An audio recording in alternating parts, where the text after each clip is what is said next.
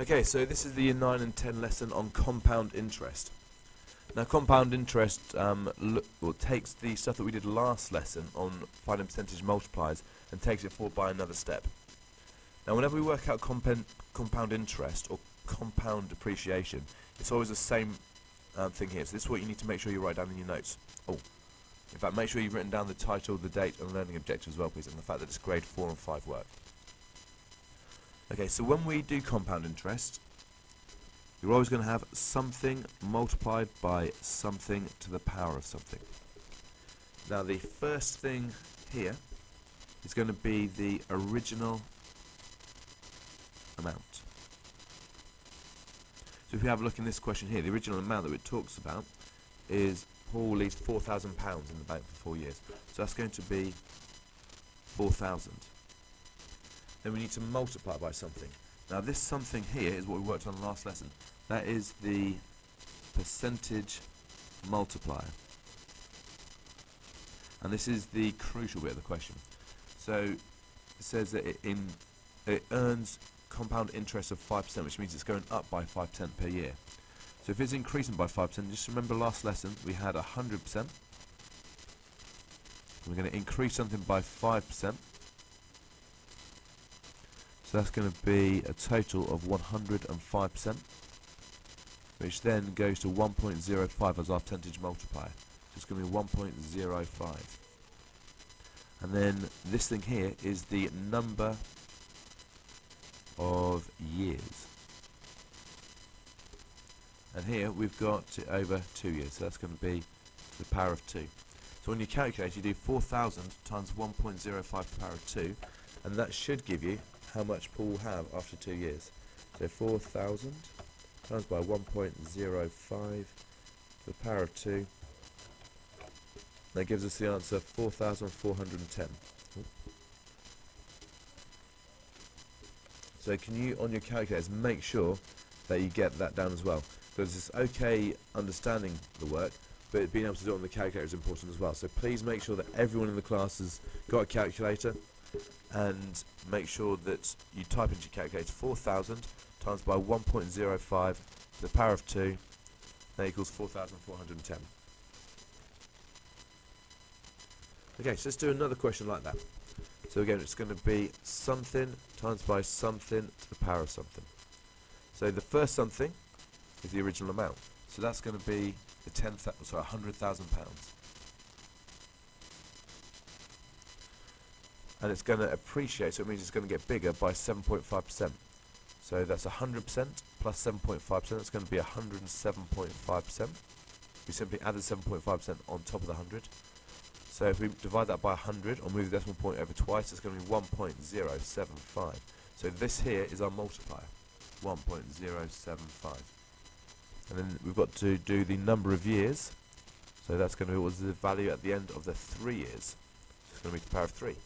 So in your calculator you do 100,000. Again, I need everyone doing this. 100,000 times by 1.075 to the power of 3. And that gives us an answer of 124,229.6875.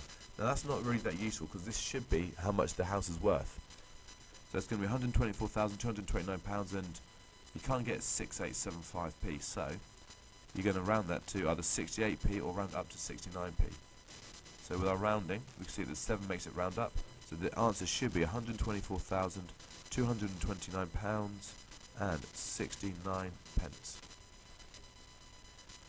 So that's the answer. Then make sure please that you're getting the same thing when you do it on the calculator. Next thing, oh God, it's the polar bears, and they're decreasing by 5% per year. Lordy. So we've got 3,000, and we've got to decrease that by 5% per year. So again, think about back to last lesson. We have 100%. Then we're going to take off 5%, and that leaves us with 95%, which if we divide by 100 is going to be 0.95. So that's our multiplier. Notice that when we're decreasing, the multipliers are going to be less than 1. So it's going to, and so it's going to decrease by 5% each year. Now it says, what year will be the first year when there are less than 1,000 polar bears in the region?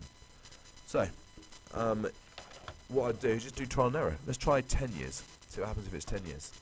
So we do 3,000 times by 0.95 to the power of 10.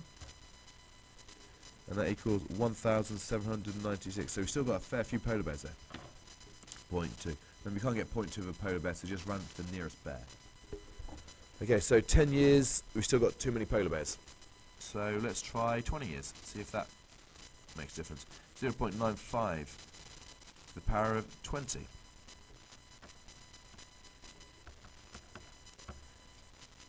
And that's going to be 1,075. So we're getting closer. 1,075.45 or 46 bears. So again, there's still over 1,000 bears. Let's try. We're getting closer though. So 3,000 times by 0.95 to the power of 25 times 0.95 to the power of 25.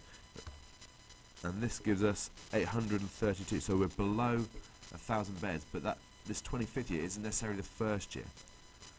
So let's try 22 years. 0.95 to the power of 22.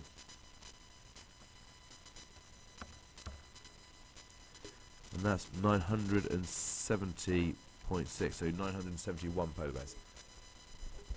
So what about in 21 years? 3,000 times by 0.95 to the power of 21.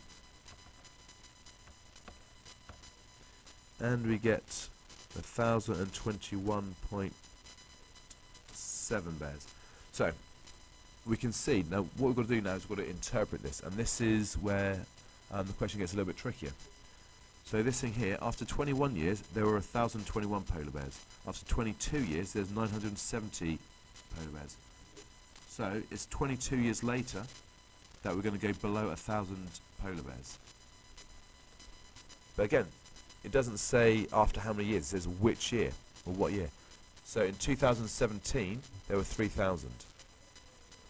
So therefore, we've got to go 22 years later after that, so it's going to be 2017, go forward by 22 years, which is going to be 2039, and that's going to be the year that's going to see us less than 1,000 polar bears. You heard it here first. Okay, what I want you to do now is go through and work through these questions here. Okay, thank you.